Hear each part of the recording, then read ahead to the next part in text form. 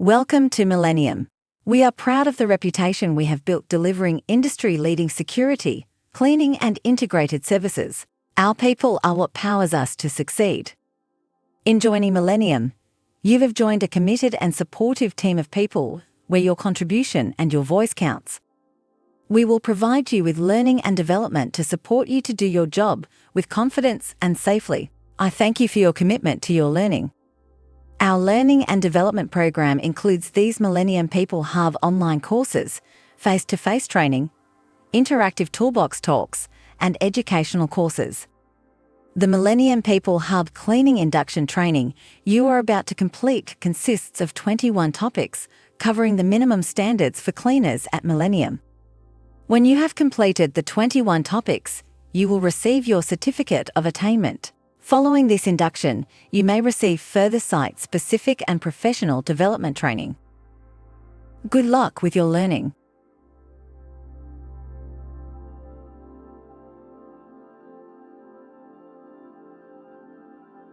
Welcome to the General Induction course. This course has been designed to provide you with a general overview of how we work at Millennium. The course is about the operating systems on each site and the associated policies and procedures. In addition to this general induction, how we work, all Millennium staff will be required to undertake a site-specific induction detailing site requirements and client expectations in more depth. During this course, we will be looking at client expectations, legal requirements, governing policies and procedures, health, safety and environmental roles and responsibilities, risk management, and training and competency. Before we get started, it is important to remember that although you are first and foremost an employee of Millennium, and as such, you need to be aware of and abide by our policies and procedures. Once you step foot onto a client site where you work every day, you need to abide by their policies and procedures too. And one last thing, when Millennium sign a contract with a client, we are agreeing to all the terms on the contract. We'll get to the legal stuff later. Our clients' expectations. When Millennium enters into a contract with a client, not only do we have to abide by their policies and procedures, that's a given, we must also deliver on a number of key performance indicators to honor the contract service agreement and meet the client's expectations. KPIs are how our job is measured. An example of some KPIs might be food court tables cleared, sanitized and ready for use within 3 to 5 minutes, determined by site, of being vacated. Bathroom mirrors, taps, basins and bench tops are clean and sanitized. General mall balustrades are clean. The parents' room has a pleasant odor. External walls, doors and door frames are clean. Any hazards are reported. High touchpoint areas are cleaned with an approved sanitizing agent. The highest level of customer service. Our business is run ethically. Yes, to deliver the services we agreed to. Fulfill what is agreed to in the contract. Speaking of contracts, let's have a look at the legal stuff. This is important for you to understand because it is why we operate the way we do. Legal requirements. As a business entity, Millennium is required to achieve national accreditation for A. Quality assurance, B. Environmental management, C. Occupational health and safety. These individual accreditations are governed by the following Australian and international standards. Millennium's business systems, governing policies, plans, manuals, and standard operating procedures are designed around compliance with these national standards to manage risks associated with business activities. Governing policies and procedures.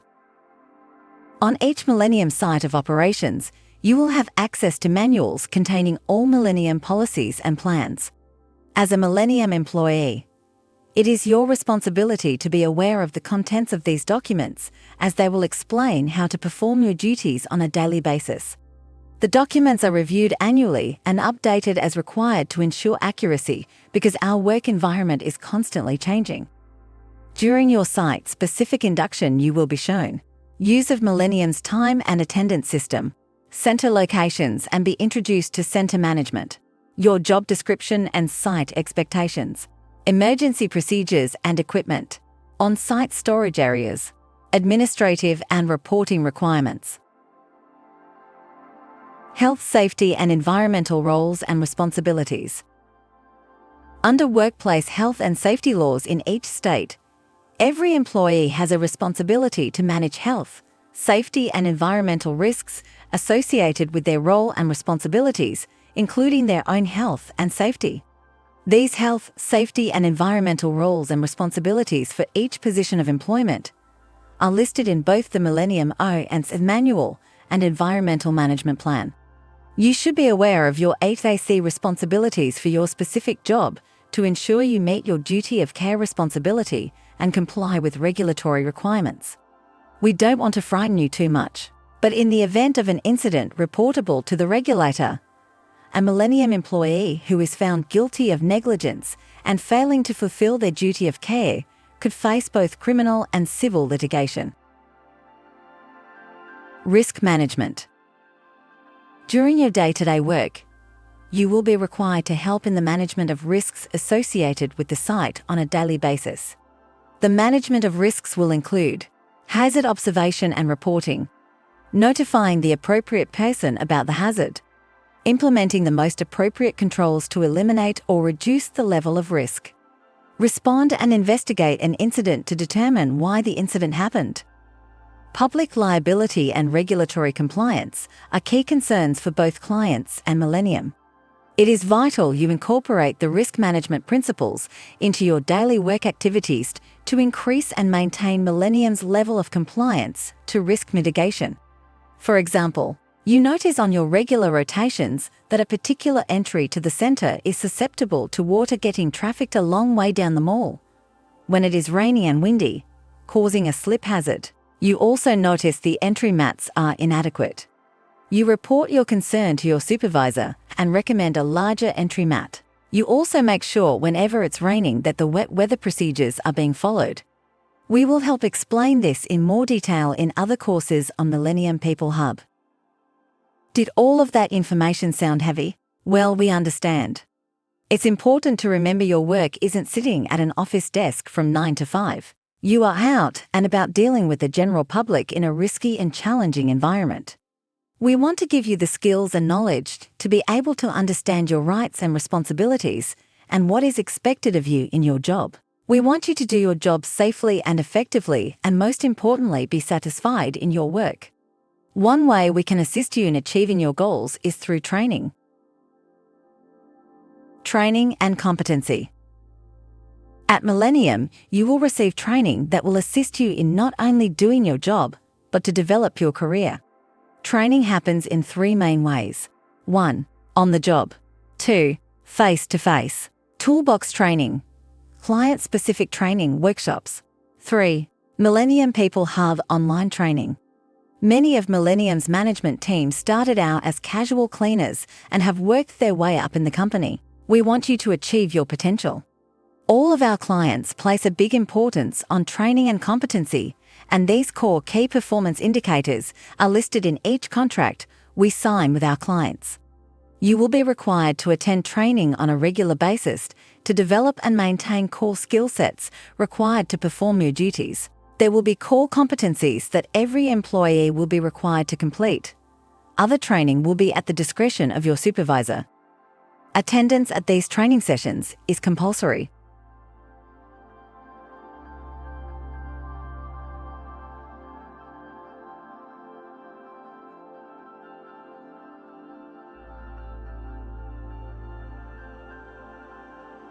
Welcome to the What Does a Cleaner Do course. This course has been designed to give a background as to what is involved in being a cleaner for Millennium. You may have had experience in cleaning prior to joining Millennium. However, you may not have worked at a variety of sites. This course will give you information as to what is involved in this physically demanding job, the equipment you will use, and working safely and efficiently. During this course, we will be looking at what is expected of you as a cleaner at Millennium, general cleaning tasks, areas of work, equipment used in your job, working safely and efficiently, work instructions, What is expected of you? As a cleaner at Millennium, you are responsible for maintaining a high standard of cleaning hygiene and presentation of your designated area of work. You are also required to provide a safe work environment for your fellow staff members and the public. Provide high-level customer service. Yes, as a cleaner at Millennium, you will come into contact with our clients, whether they be centre management of a shopping centre or the general public. Therefore, you are required to provide customer service as part of your job, and this means having good communication skills. We will look at customer service in Course 6 of this Millennium People Hub Cleaning Induction. Your communication skills are not only important when dealing with clients, but also when working as part of a team of Millennium cleaners, Millennium security officers, or maintenance teams. Millennium provides cleaning services at a number of different sites, including shopping centres, office buildings, schools, and various public venues. As a result, you may be employed to clean in a mall area, food court, amenities such as toilets and parents' rooms, compactors, office spaces, or classrooms. Each of these areas have different challenges, as does working on a night shift as opposed to a day shift. It is important you discuss with your supervisor where and when you will be working and talk with them about what exactly is expected of you. General cleaning tasks. Cleaning is a physical job that requires you to be able to follow instructions so that you work safely and efficiently. When you start your job, it is important you plan for safe and efficient cleaning activities considering the task before you complete it.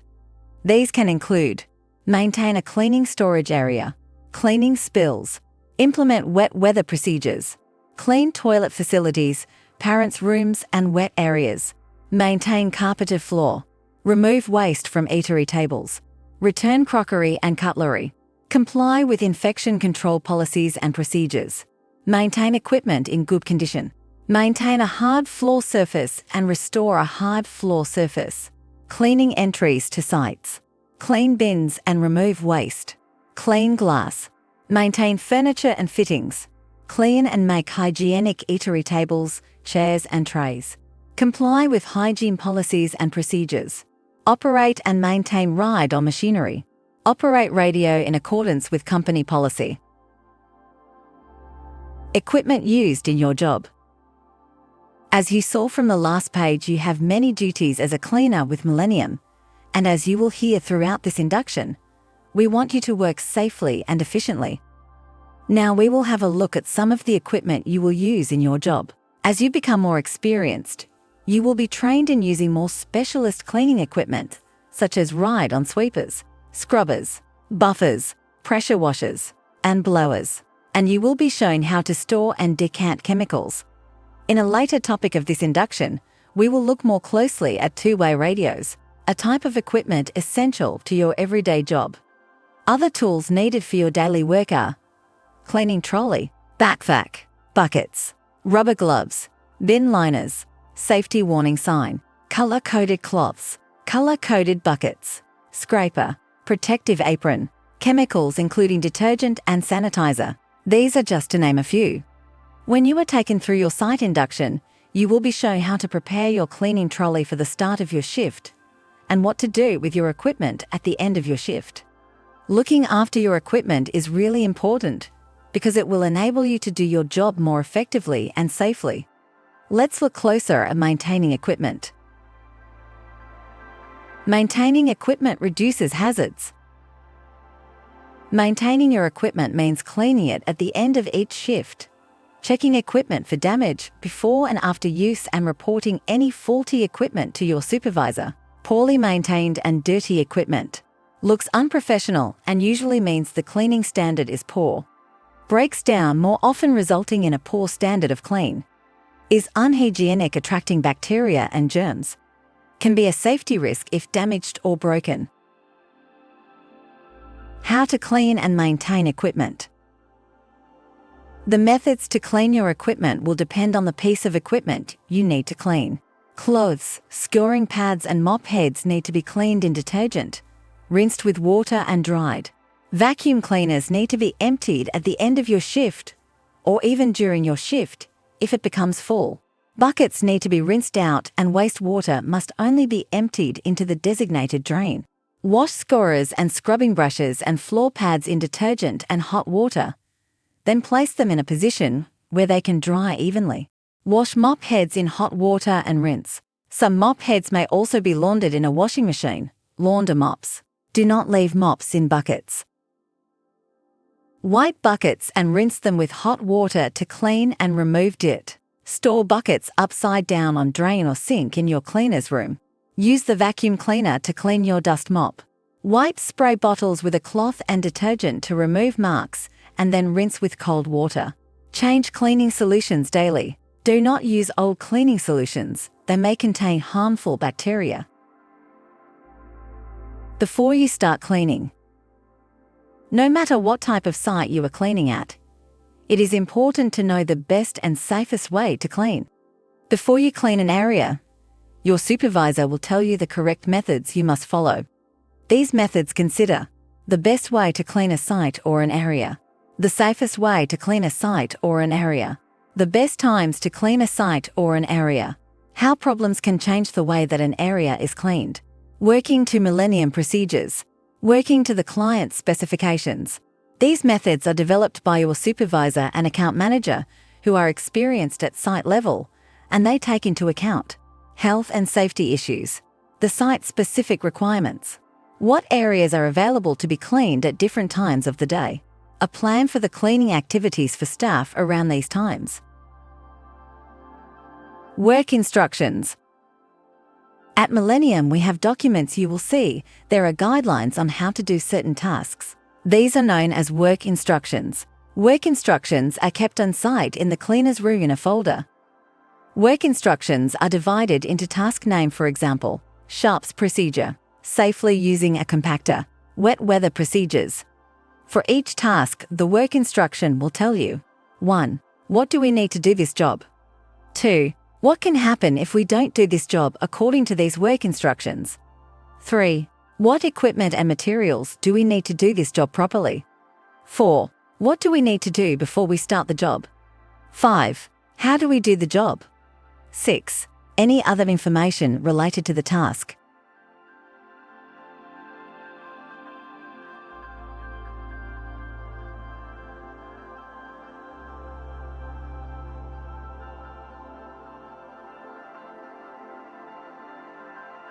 Welcome to this course on your contribution. This course talks about the ways you can be involved in making our workplace a safer and more effective environment. During this course, we will be looking at why your feedback is important, business improvement meetings, toolbox training. As a cleaner at Millennium, you are the eyes and ears on how cleaning operates at your site or center. At work, you follow a number of policies and procedures, you experience incidents, and you deal with the general public. The work instructions and procedures provided to you at work are your guidelines on how to perform your tasks safely, but also within legal guidelines. These documents have been developed with the aim of being industry best practice. But are they best practice? If not, we want to amend our processes to ensure we are continuously improving. That's where you come in. As you will hear throughout your Millennium People Hub training, if you have any questions or feedback on our processes or any incidents at work, please speak with your supervisor or account manager. We also have more formal avenues for you to make a contribution.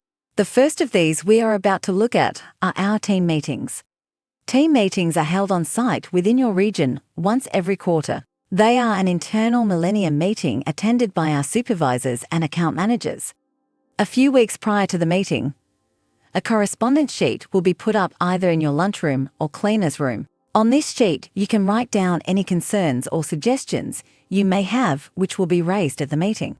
The compliance manager at Millennium collects all correspondence sheets in your region and then brings them to the team meetings. At the team meeting, minutes are taken to record the outcomes and discussions that took place. Rest assured, anything you raise on the correspondence sheet will be addressed and appear on the meeting minutes. Please remember, if you have a suggestion or concern that could impact your safety or the safety of others on site, you should raise it immediately with your supervisor or account manager. When it comes to safety matters, don't wait for a team meeting. Toolbox training. A more regular form of participation for you as a cleaner will be your toolbox training. This is face-to-face training that occurs on site and is held periodically. Sometimes this training will be held in response to an incident that has taken place, or it might be training on a new process or a piece of equipment. This training is very much site-specific and based on the needs of your site, environment, and team. Toolbox training is often conducted by your supervisor, account manager, a member of the head office team, or a client representative. Your attendance at this training is recorded and is an important part of your professional development.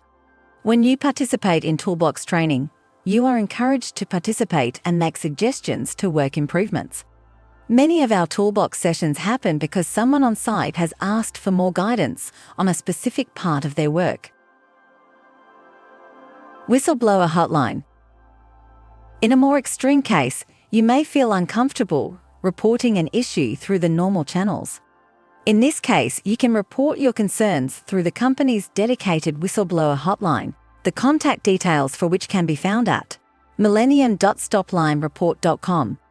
Remember, all matters reported will be professionally investigated and you can remain anonymous. But remember, it is important not to make false, misleading or vexatious claims that could lead to disciplinary action being taken against you.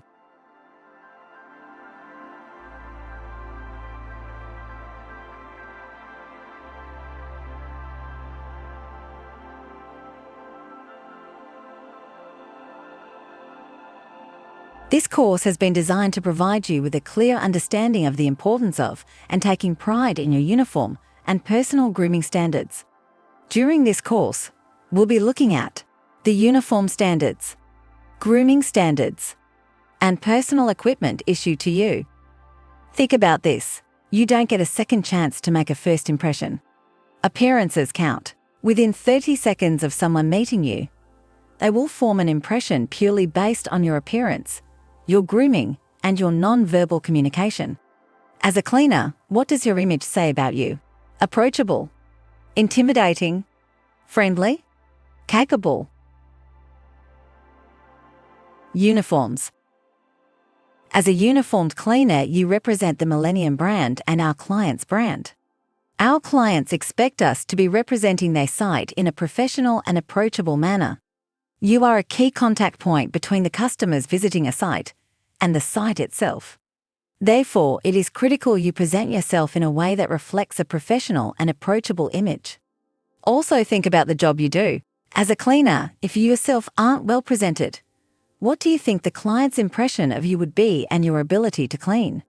It is important that you represent yourself, Millennium and our client, professionally at all times. This extends to your breaks when you're wearing your uniform. This means wearing your uniform with pride and ensuring your uniform is complete, properly cleaned and laundered, and correctly worn. Make sure your uniform fits properly. No pants hems dragging on the ground.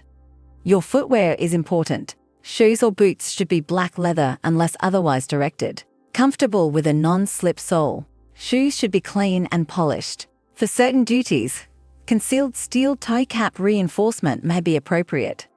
Prior to starting a shift, your supervisor will ensure your uniform and personal presentation meet the client and Millennium standards. As a cleaner, remember rubber gloves are an important part of your uniform that help keep you safe from injury and illness. Grooming standards. Grooming standards are as important as correctly wearing your uniform. Grooming is all about how you make yourself look tidy, like brushing your hair and keeping your nails clean. Your hair should be neat and tidy, if long, neatly tied back. Beards are permissible, but should also be neat and properly groomed. Short-term growth and stubble are not permissible. If you wear jewelry, it should be modest and kept to a minimum. Jewelry shouldn't be a hazard to your duties. Therefore, any item of jewelry that hangs away from the body should be removed prior to each shift. Your nails and hands should be clean and presentable. Excessive or offensive tattoos are not acceptable. Items worn under your uniform should not detract from the uniform standard. For example, t-shirts with images or messages worn under a white shirt.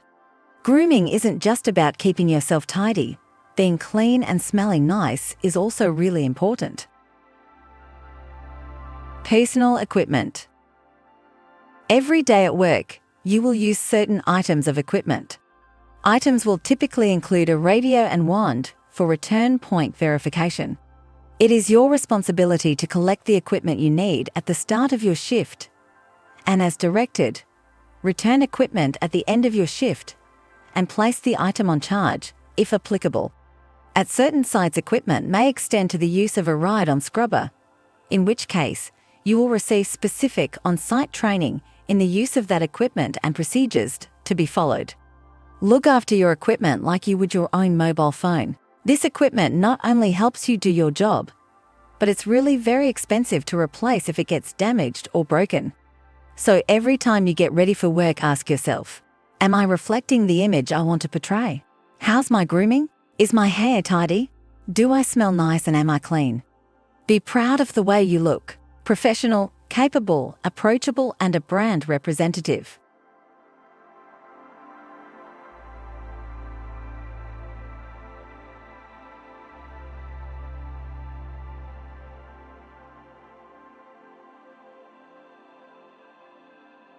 This section has been designed to provide you with an overview of what is expected of you as a cleaner when providing customer service.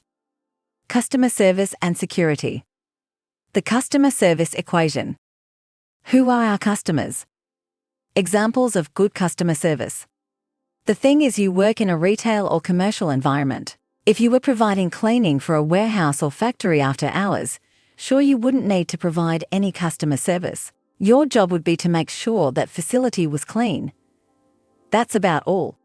But working in a retail or commercial environment means you are one of the key points of contact between the general public and the asset itself. Working in retail or a busy commercial environment means you deal with the general public and significant tenants. No two shifts will ever be the same, and let's face it, that's the exciting part of your job. During your career at Millennium, you will undergo various types of customer service training, both online and face-to-face.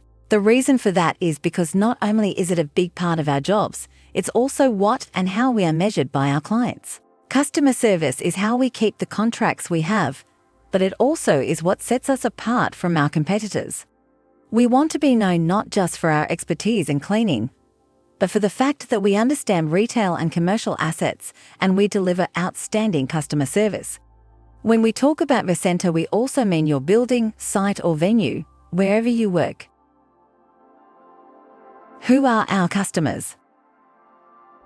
Think about customers coming from two groups, internal and external.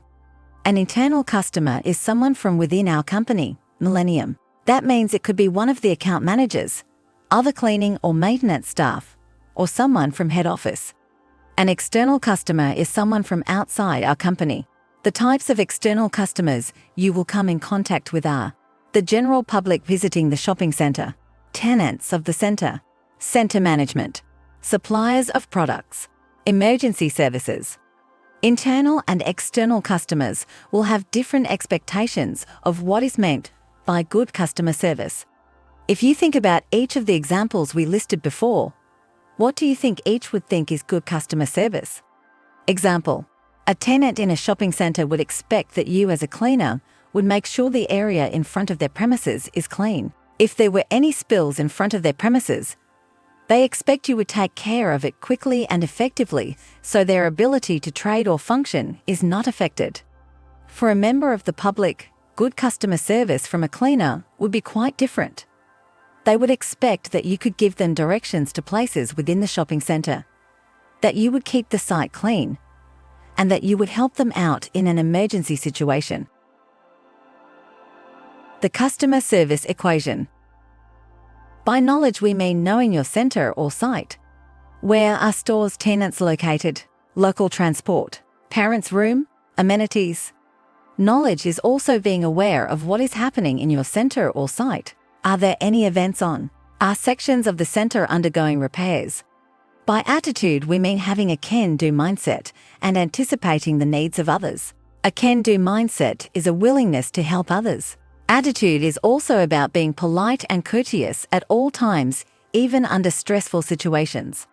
If your center or site knowledge is excellent and you have a can-do mindset, you will be providing fantastic customer service to both internal and external customers.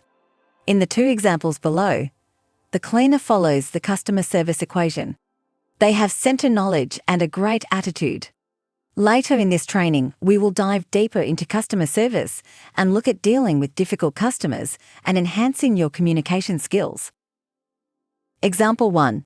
You see a customer using a directory wayfinder. The customer appears to be having difficulty navigating the directory. Approach the customer and offer face-to-face interaction.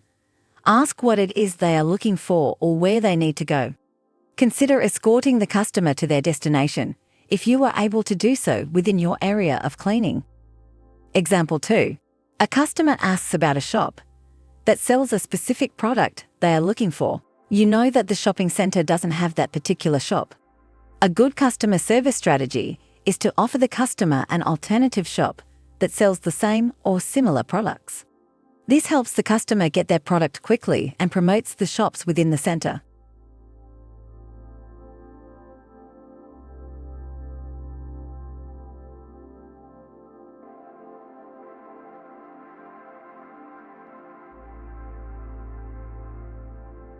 Welcome to the Media Guidelines course. This course has been designed to provide you with a clear understanding of the importance of following strict adherence to the company's and our clients' guidelines in relation to the media.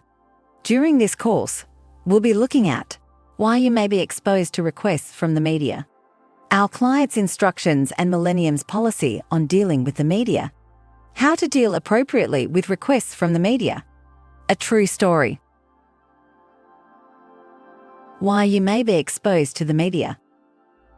When we talk about the media, we mean a journalist or broadcaster working for a local newspaper, national newspaper, radio station or television network. Working in a busy environment like a retail shopping center means you will be exposed to all kinds of human behavior and interaction, some good and some not so good. Sometimes things that happen in your shopping center that may be considered newsworthy. You may get asked to provide details or comments on events that you have either witnessed or have some knowledge of.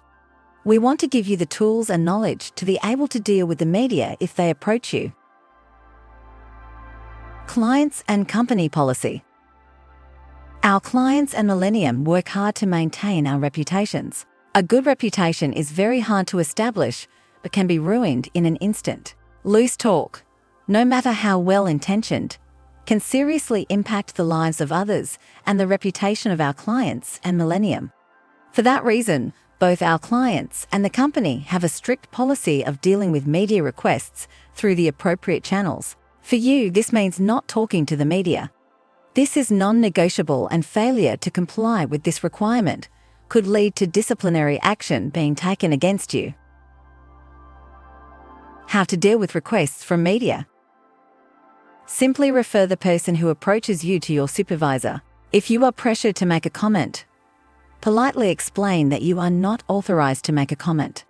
If you are a supervisor, request the person identify themselves, for example by requesting their business card. Ask them the matter they are inquiring about, and if they have a deadline, explain that their request will be passed to the appropriate person for a response. Follow the normal escalation procedure, both to client, center management, and within Millennium, your direct manager.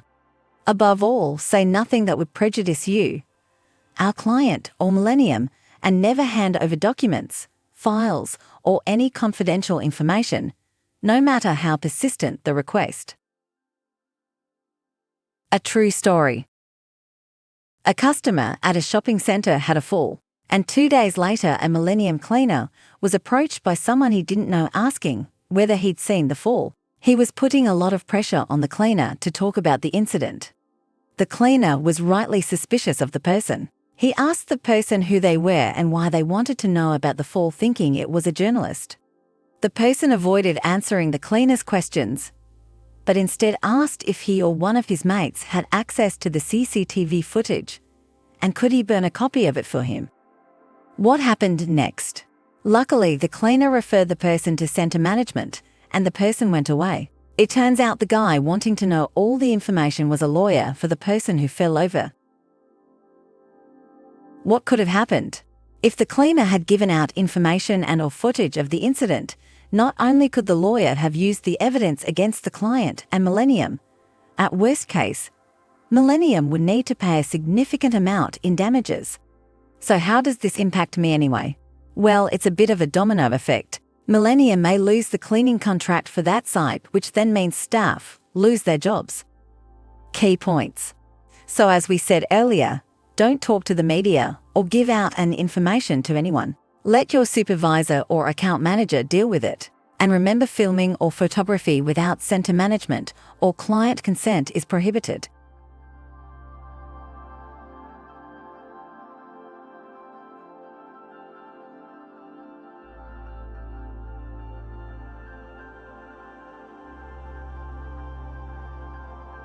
Welcome to the Radio Procedures course. This course has been designed to provide you with the skills to effectively use two-way radio communication on site.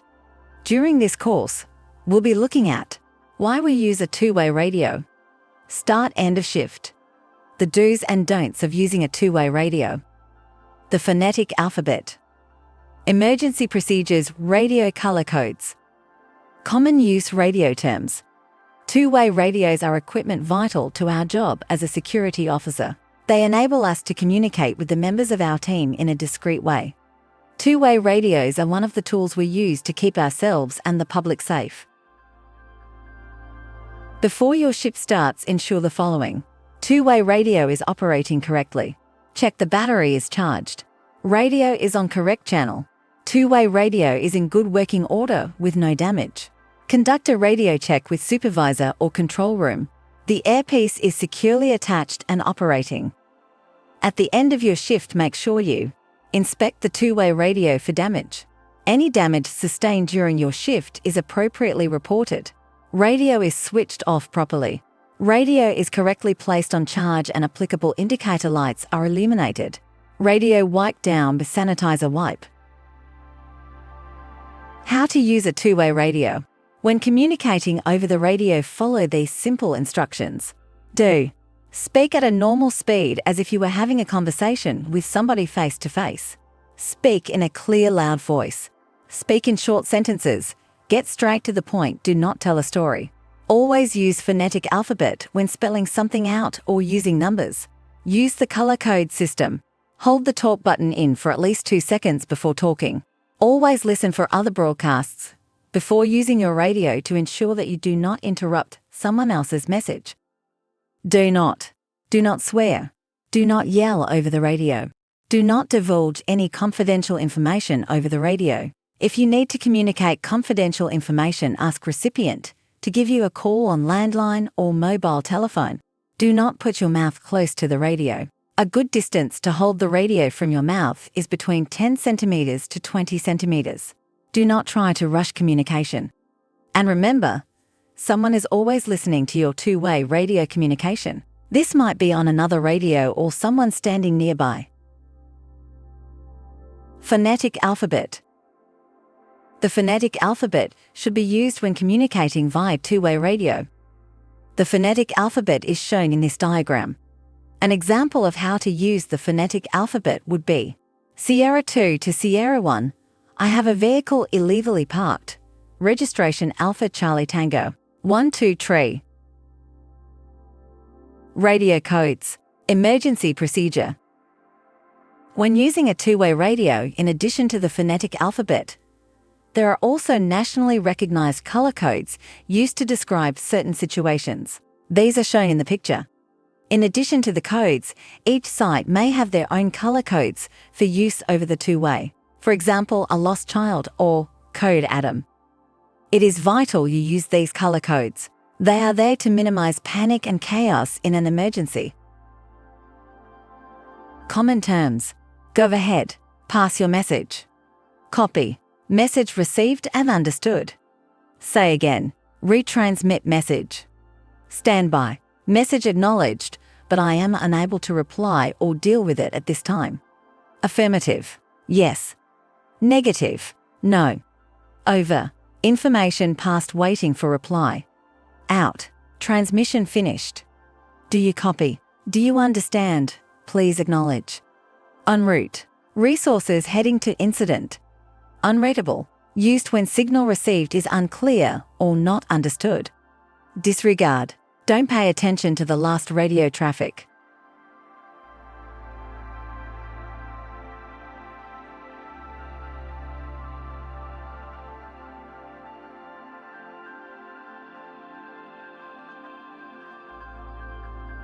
Welcome to the Dealing with Intoxicated, Drug-Affected, Vulnerable Persons and Youth training course.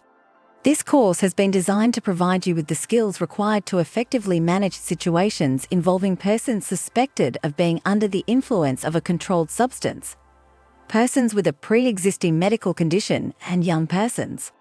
The information in this course has been developed so you can confidently and effectively assist with the situation. During this course, we'll be looking at signs of intoxication, medical conditions to consider. What is antisocial behavior? Definition of a vulnerable person, and rights of vulnerable young people. Signs of intoxication.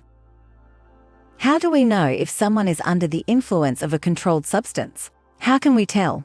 There are a number of signs that a person may be under the influence of a controlled substance, and they will vary person to person. The signs may include euphoria, excitability, drowsiness, sedation, headaches, impaired judgment, attention and memory, slurred speech, nausea, vomiting, disorientation, confusion, delirium, reduced inhibitions, dizziness, poor coordination, blurred vision, muscle weakness, lethargy, agitation, aggression, hallucinations, delusions, decreased level of consciousness. That was pretty big, wasn't it? As we mentioned, it will vary from person to person as to which signs they display. As you become more experienced in your work, you will be able to identify these signs more easily. Medical conditions to consider. We also need to consider that there is a possibility that a person displaying signs of intoxication or aggressive, antisocial behavior may suffer from a pre-existing or emergency medical condition such as various forms of mental illness including schizophrenia, diabetic crisis, or stroke. So before jumping to conclusions, it is important to weigh up the facts before determining how you will deal with the person. Antisocial behavior. Antisocial behavior is one of the most common incidents that a cleaner may deal with. Millennium adopts a hands-off policy on all sites. This policy is put in place to protect all parties.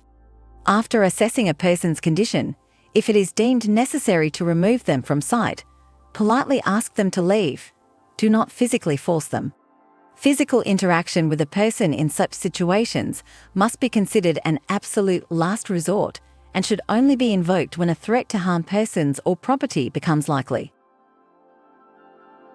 Who is considered to be a vulnerable person?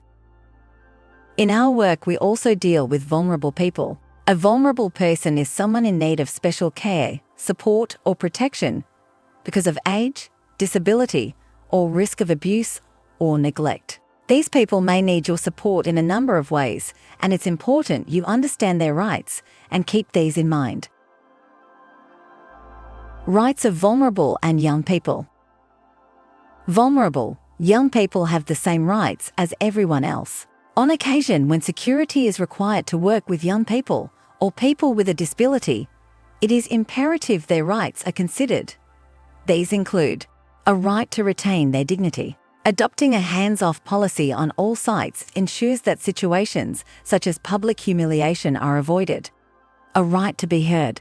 Allow them to have their say. Do not always assume they are guilty until proven innocent. Consider their situation. Sometimes a person suffering from a mental illness may not be aware of their behavior. How we speak to youth. When speaking with youth, it is important to speak firmly, however. They must also be addressed in a courteous manner at all times. It's simple, really. Treat everyone you encounter in your daily work with respect and dignity. You can speak with authority while still being professional and not heavy-handed. Importantly, remember the hands-off policy unless it is absolutely necessary.